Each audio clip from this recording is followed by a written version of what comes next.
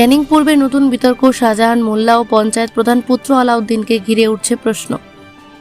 কয়েকদিন আগে ক্যানিং পূর্বের প্রভাবশালী নেতা শওকত মোল্লার গ্রেপ্তারি এবং নদীর চর দখল করে ক্যাফে নির্মাণের অভিযোগ নিয়ে রাজ্য জুড়ে ব্যাপক চর্চা শুরু হয়েছে। স্থানীয় বাসিন্দাদের একাংশের অভিযোগ, দীর্ঘদিন ধরে প্রভাব খাটিয়ে জমি সংক্রান্ত নানান অনিয়ম, ভয় দেখিয়ে জমি বিক্রি করানো, অবৈধ নির্মাণে মদত এবং পুকুর ভরাট করে বহুদল নির্মাণের মতো কর্মকাণ্ডের সঙ্গে তাদের নাম জড়িয়ে রয়েছে। এলাকার বাসিন্দাদের আরও অভিযোগ, পঞ্চায়েত প্রধানের পদকে ব্যবহার করে বিভিন্ন নির্মাণ প্রকল্পে প্রভাব বিস্তার করা হয়েছে। বেআইনি নির্মাণের বিরুদ্ধে কেউ প্রতিবাদ করলে তাকে নানানভাবে চাপ দেওয়া হয় বলে অভিযোগ উঠেছে।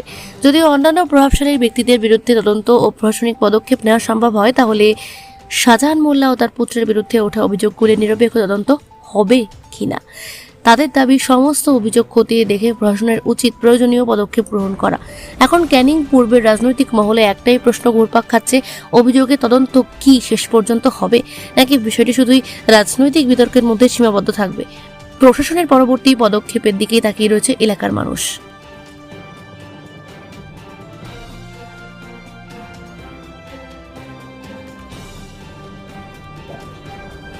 শওকত মোল্লা ইতিমধ্যে দেখেছেন যে এনআইএর তদন্ত তারা দায়ভার নিয়েছেন। 14 দিনের জেল হেফাজত হয়েছে। বাকি যে সমস্ত তৃণমূল নেতারা এখনো ভাবছেন যে তারা সুরক্ষিত, তাদের কিছু হবে না। বিশেষ করে আপনার প্রশ্নের উত্তরে চন্দনসর একে শাহজাহান মোল্লা এবং তার ছেলে যে অনৈতিকভাবে জলাভূমিতে নির্মাণ কাজ করেছেন, তাদের আর খুব বেশি দিন বাকি নেই। তাদের যে তদন্ত সেটা হবে, প্রশাসনিকভাবে তারা যা যা শাস্তি প্রদান করার জন্য তারা করবে।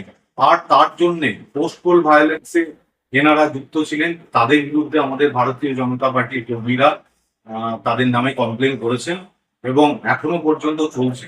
তাই একটাও যারা মানুষের অত্যাচার করেছেন, বিরোধীদের অত্যাচার করেছেন, সেই সমস্ত তথাকথিত তৃণমূল নেতা ছাড় পাবে না।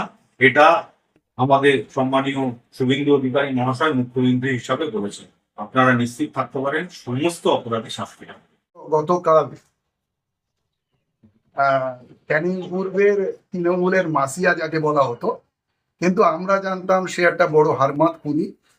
কারণ বিগত দিনে সে তৃণমূল দলে আসার পর থেকেই ক্যানিং পূর্বে একাধিক মানুষ খুন হয়েছে, ভাঙড়ে একাধিক মানুষ খুন হয়েছে।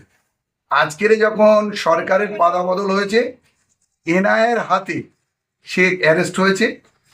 তার অ্যারেস্ট হওয়ার পরে আমরা যেটা জানতে পারছি বা আমরা যেটা জানি যে এক বাপ বেটার কীর্তি ধরা পড়েছে। আপনারা জানেন যে চন্দনেশ্বর 1 নম্বর অঞ্চলের বাড়ি, ভাঙড় ব্লকের পূর্বের কর্মাধ্যক্ষ, ভাঙড় তৃণমূল কংগ্রেসের সভাপতি শাহজাহান মোল্লা, তার যে সুন্দিয়া খালপাট থেকে আর আপনার চন্দনেশ্বর পর্যন্ত সাইড লাইনে যত জমি আছে, যত খাল ছিল, সেইগুলো ভরাট করে তার উপরে অবৈধ বিল্ডিং নির্মাণ হয়েছে। এর থেকে কোটি কোটি টাকা সে হাতিয়েছে। এছাড়াও আপনারা সুন্দিয়া খালপাড়ের বাঁদিকে দেখবেন বড় একটা গেট আছে, তার পাশ দিয়ে সরকারি জমি যেগুলো আছে, যেগুলো গরিব মানুষের মধ্যে পাট্টা করে নিয়েছিল, সেই জমিগুলো অবৈধভাবে বেচে কেনার সঙ্গে শাহজাহান মোল্লা জড়িত ছিল। আমরা যতটা জানি তাই বলবো যে আগামী দিনে বাংলাকে উন্নয়নমুখী করতে, বাংলাকে শান্ত রাখতে এইসব লিডারকে থেকে মানুষ যদি দূরে থাকে, তাহলে আগামী দিনে আমাদের বাংলা সোনার বাংলা হবেই।